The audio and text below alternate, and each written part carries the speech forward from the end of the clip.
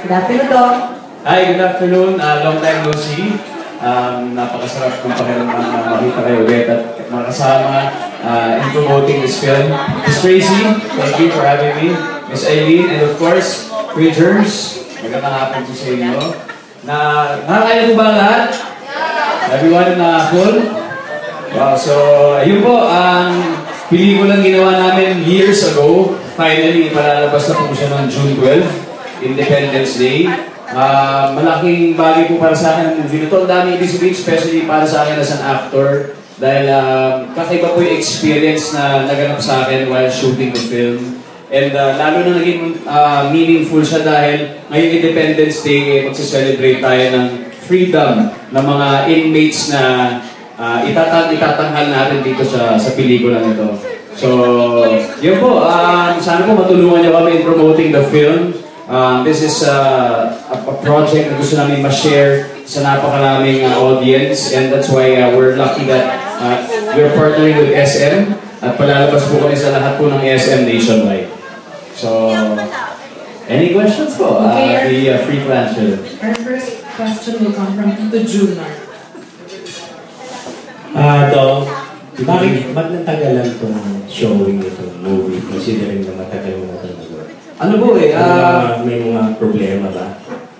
Kung meron man hindi ko po alam yung specific problems, pero ang pagkakalam ko, mas nakaganda po yung naging matagal na release niya dahil nagkaroon ng marami pong version sa cut niya. Dahil ang main producer po nito ay bukod sa GMA Films ay ang Portfolio Films. And syempre, alam po natin na kapag foreigner po ang nag-produce at nag-cut ng pelikula, minsan meron silang sariling taste para may palabas sa international market. Hanggang sa siguro nung tumagal, nagkaroon ng compromise para sa isang cut that will be for global release. Okay para sa Philippine market and okay para sa global market. Sabi mo kakaiba yung experience mo. Pakishare naman yung experiences mo habang ginagawa itong movie na ito. Excited ba kayo ni Joey Paras na kakaiba rin? Well, masasabi ko kakaiba dahil yung sa amin ni Joey Paras. Kasi medyo may mga intimate scenes kami. Pero intimate in a sense na sumayaw kami ng isang napaka-bonggang sayaw na jazz and interpretative dance. Na yung rehearsal po niya, hindi lang doon sa shoot itself. Nagkaroon po kami ng ilang araw na nag-workshop kami, ginawa namin off-screen, and then we shot it doon sa shoot itself. At pati may mga reshoot po kami, pati nung reshoot ginawa pa ulit namin. Kaya we had to be very comfortable with each other para magawa namin ng maigi yung sayaw ngayon. And hindi siya madali dahil marami pong lifting scenes. Siyempre, matabas siya. Hindi naman. Binubuhatin niya ako, tapos binubuhat ko rin siya. Ngayon lang po ako nagbuhat ng aking fellow male sa isang dance number. Ako natawa to. Napansin ko lang yung mga dialogue English. Tama ba yun? Buo bang English yung dialogue? Because of Patrick? Hindi ko. Purpose na. Well, siguro yung napakita sa trailer, yung isa sa mga eksena namin. Yun nga, nag-communicate kami in English. Pero, konti lang po mga eksena in English. Karamihan talaga is told in Filipino actually. Originally, may in Cebuano pa nga yung iba. And for some reason, the producers decided na gawin siyang straight Tagalog na lang, straight Filipino. Nag-shoot ba kayo sa Cebu? At sama mo ba sa isang number yung mga Cebu inmates? Opo, doon po kami mismo napilit while shooting sa Cebu. Opo, doon sa facility na yun.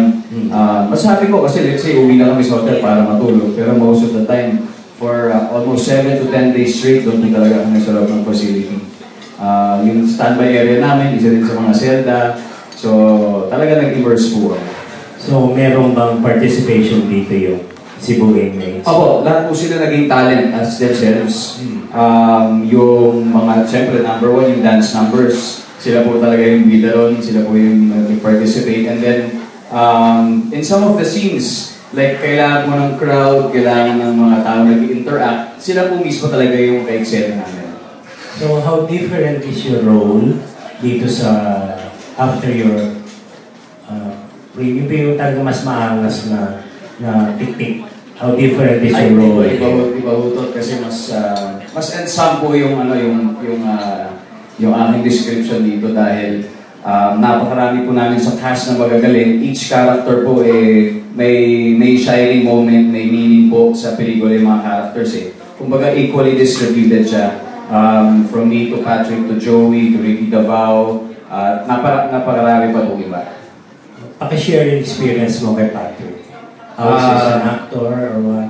So, umpisa tahimik siya Pero, syempre, along the way, namumulit na rin siya. Syempre, nagpapakwento rin kami tungkol sa mga experiences niya dun sa mga dati niyang pelikula. And makikita mo talaga yung discipline niya when it comes to time. Kasi, syempre, on the dot, kapag sinabing alas 9, ready na siya.